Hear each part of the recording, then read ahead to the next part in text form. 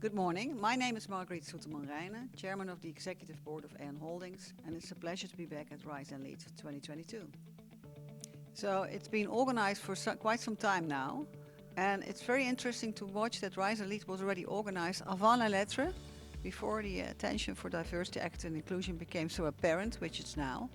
And they are really a trailblazer in the field of addressing the topics which need to be addressed. So our panel is called today Beyond Window Dressing. So it's important to make sure that companies take this topic extremely serious, diversity, equity and inclusion, that they don't talk about it, but that they act. So my goal for today is to make sure that 1, we need to move from intent to action.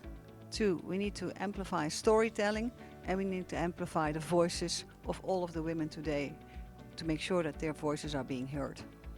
So I think diversity, equity and inclusion has become very apparent on the agenda of the boards. It's a topic you can't ignore. It's part of environmental, social and governance. It covers the S of social. And it's instrumental to make sure that you not only have the economic business case for diversity, which is, being more innovative, profitable, etc. Social, half of the world is women. Legal, you can be held liable if you don't act accordingly. But I think the call today is also again for fairness. The moral call for diversity, equity and inclusion is fairness. And we should make sure that the world gets a little bit fairer and that everybody gets fairer treated. So fairness is about making sure that there is gender equality, but that there also is diversity, equity and inclusion for all the other minorities which are there. And it's about, for me it's about acting, it's about doing. So doing what you say and saying what you do, I think has become extremely important. If you take a look at what's going on outside, we talk about greenwashing, but there's also examples of pinkwashing. Talking about gender equality, but not fully embracing it. And especially gender equality is a topic which you have to address from the mind, but also from the heart. Because people will feel if you take this seriously. And if you don't take it seriously, whether it's customers or employees or stakeholders or shareholders, they might look at you and say, hey, is this the right attitude for this time in business?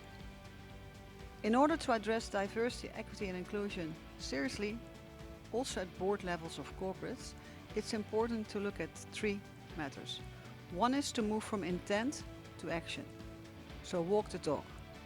The second one is to share stories of best practices, but also role models, because we all know you can't be what you can't see.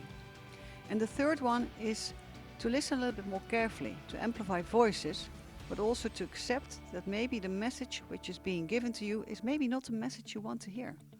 So to accept counter-prevailing power, to listen, but also then again, back to number 1, to act. So it's maybe a vicious circle of continuous energy levels. Going to next levels, it really requires us to be a little bit more thoughtful and to act. I think the biggest hurdle which we've seen is the fact that still some companies believe that there are no eligible women for roles. I think it's in the meantime clear that there are eligible women, plenty of eligible women. So for me it's about the mindset. Are you willing to open up for other perspectives?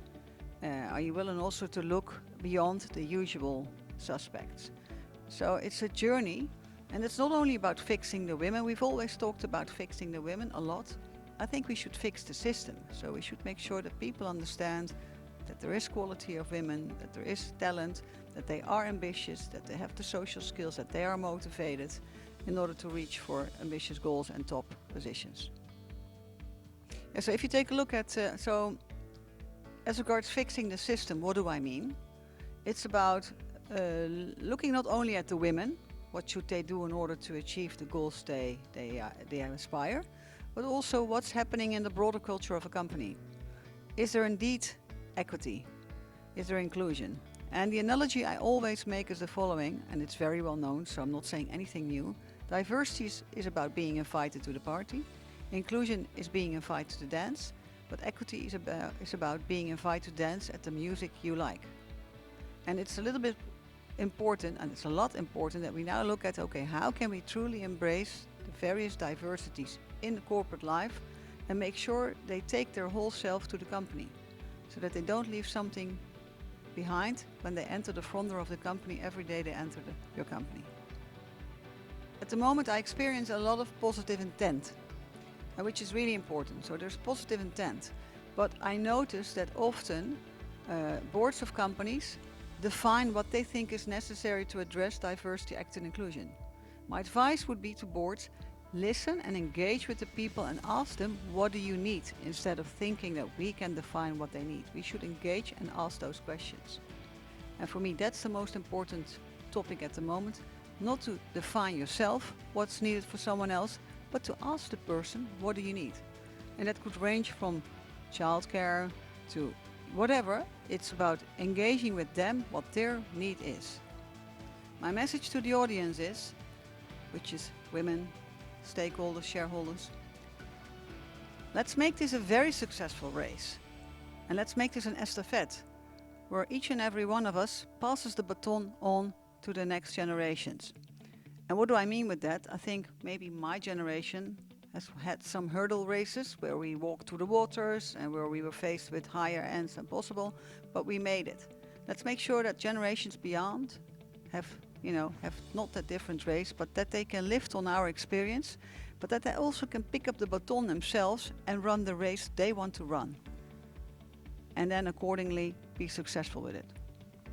So what are the tips I have for next generations? First and foremost, believe in yourself. If you don't believe in yourself, why should someone else do? Second, show ambition, talk about it. Do not only act at home perfectly, make sure your home life is okay. Don't always act only in the office perfectly, but also make sure that you manage your network and that you expand your network with people who can help you getting to next levels. And thirdly, I think it's important to have always a big smile, to make sure that you show positivity and that you look at every difficulty as a huge opportunity. And that's being an optimist. And I think that Ebra has always led us, being the optimist she is, to make sure that we pave the way for other generations.